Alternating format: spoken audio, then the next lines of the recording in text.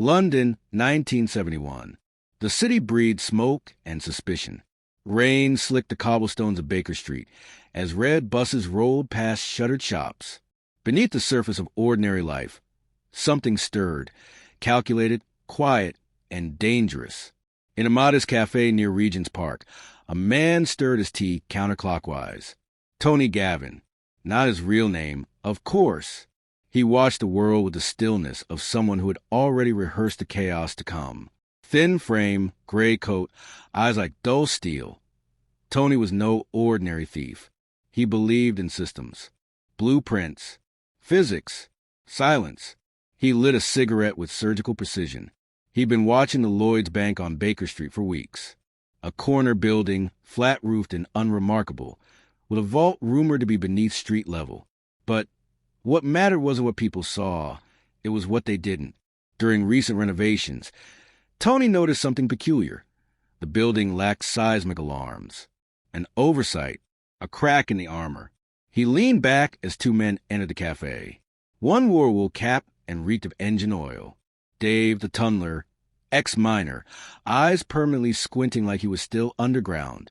The other, clean-cut, cautious, carried a rolled-up blueprint under his arm. Baz, the electronics man, radio operator, locksmith, quiet genius. No handshakes. No names. Tony spoke softly.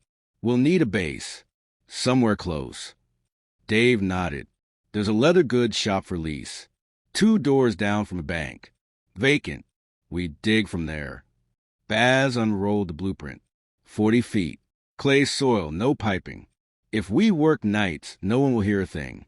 But we'll need radios. Tony smirked. We won't be speaking much. The plan was bold, almost surgical in its simplicity. Lease the shop. Dig a tunnel beneath the bakery next door. Breach the vault from below. Grab what they could carry and vanish without triggering a single alarm. But success hinged on one condition: total silence.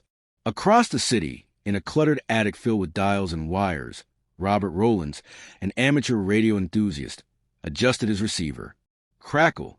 Static. Voices faint but distinct. He scribbled notes but dismissed them.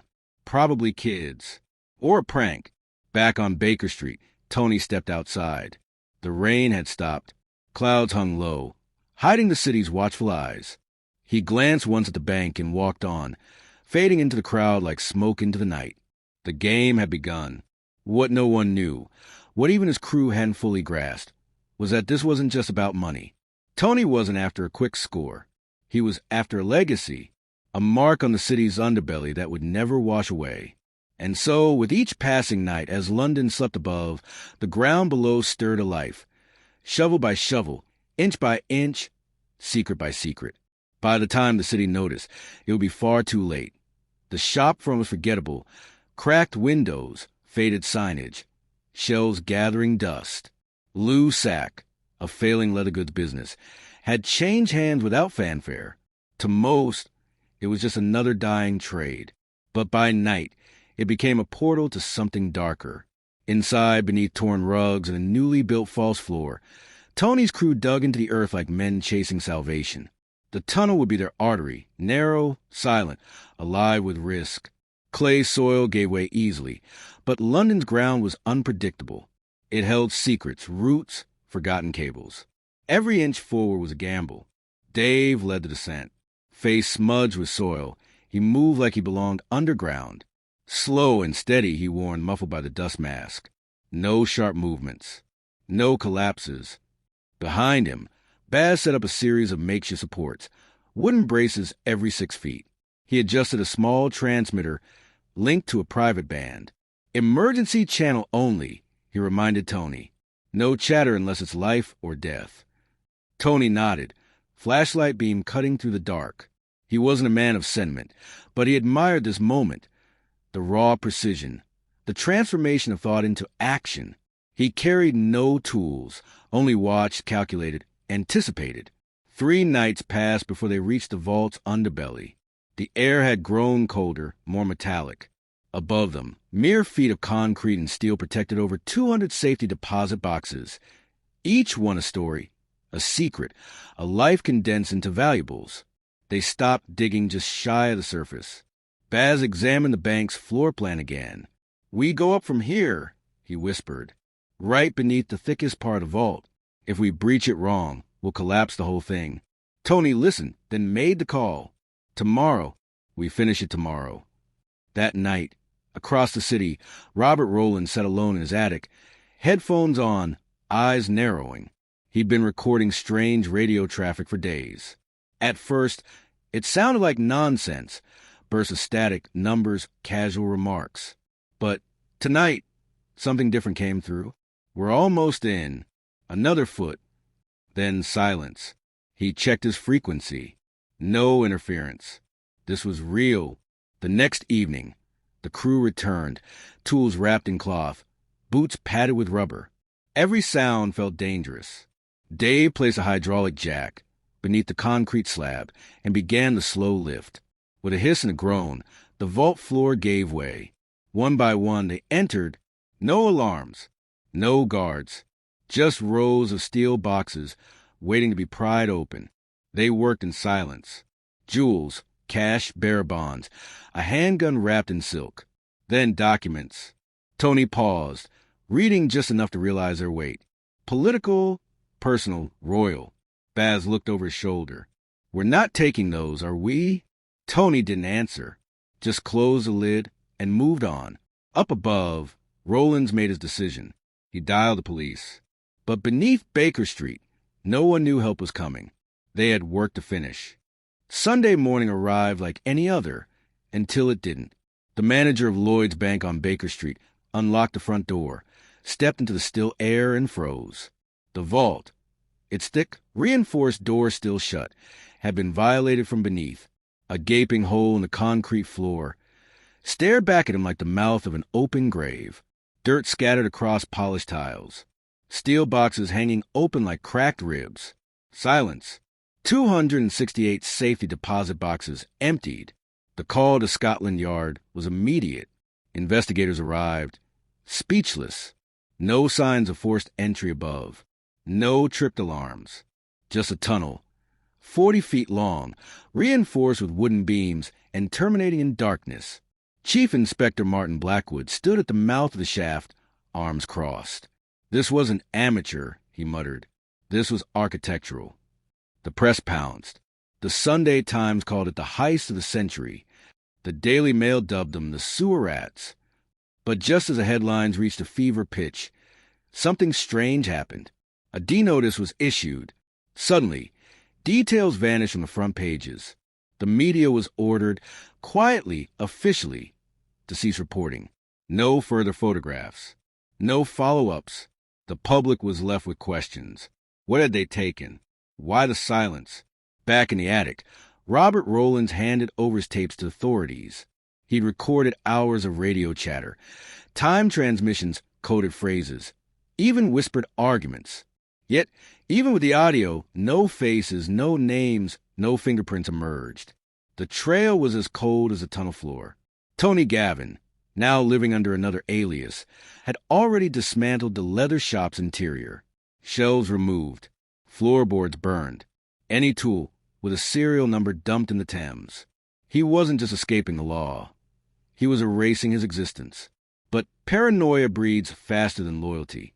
In a dim basement across the river, Dave confronted Baz. "We're being followed," he hissed. "They know something." Someone talked. Baz lit a cigarette with trembling hands. "Not me, not a word." Maybe Tony knew this would happen. That idea hung in the air like smoke. Tony had gone dark. No calls, no meetings. The crew had agreed to lie low, split the take months later. But now, silence. The weight of the loot couldn't compete with the weight of uncertainty. Back in Scotland Yard, Inspector Blackwood pieced together a theory. The crew had stolen more than money. Sensitive documents, maybe photos, possibly blackmail material. Something powerful enough to get the government involved. Yet despite weeks of interviews, stakeouts, and whispered threats, not a single arrest was made. The Baker Street robbery was no longer just a crime.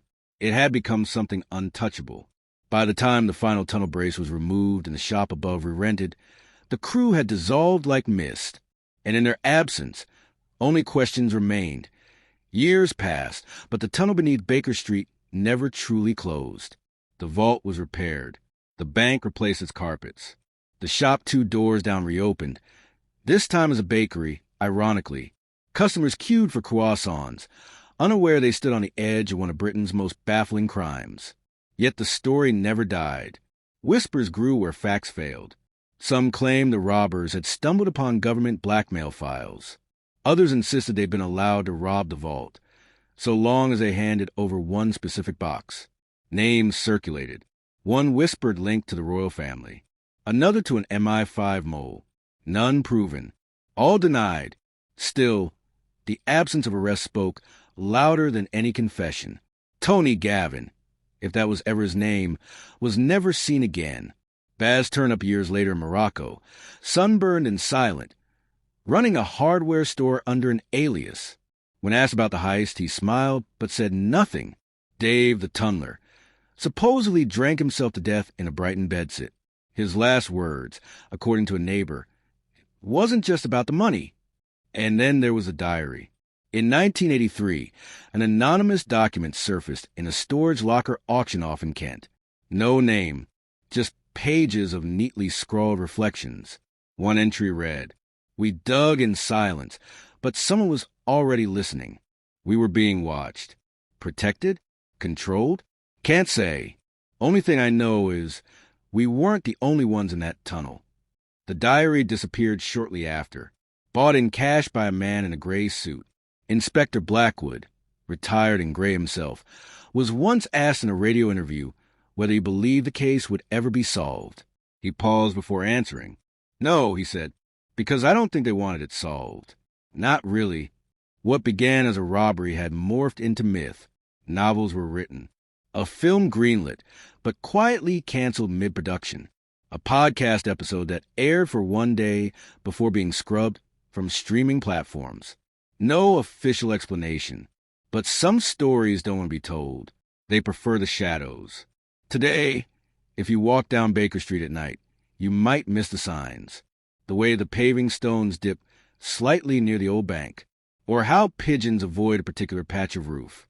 Harmless oddities, easily dismissed, but the tunnel is still there. Sealed with concrete, yes, but tunnels remember. Sometimes, late at night, a maintenance worker might hear something. A faint creak, a breath of air, the soft echo of a shovel striking dirt. But when they look, there's nothing, just the weight of silence. And somewhere out there, a man with a different name and a carefully quiet life still carries a memory of cold earth, stolen secrets, and the night London's most perfect crime was pulled off right beneath its feet. And no one ever saw it coming.